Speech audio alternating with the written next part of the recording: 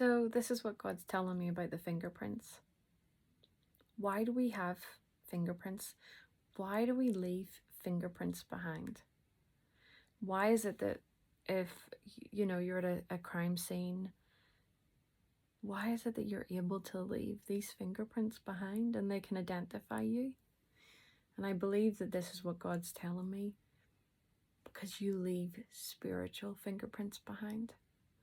This physical example is just a representation of what you do in the spiritual. You leave spiritual fingerprints behind. And God's going to trace all the times where you've been touching people. He's going to trace all the times that you've touched somebody's life, that you've been involved, He's going to be watching who and when and where.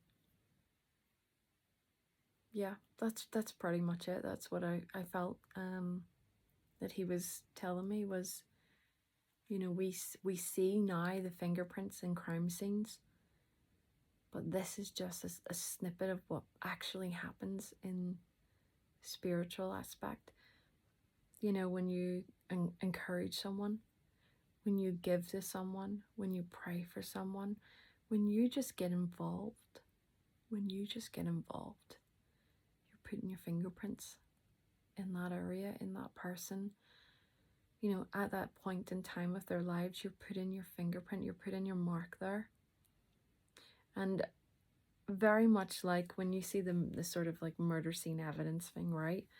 And you have that person in the middle, and all of the clues, or all the pieces of evidence. And that's basically what I'm seeing, is the fingerprints being connected. Let's leave fingerprints, guys. Let's leave marks. Let's leave marks in other people's lives.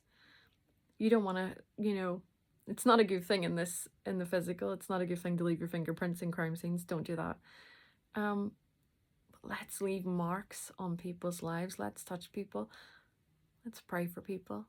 Let's bless people. Let's get involved with people.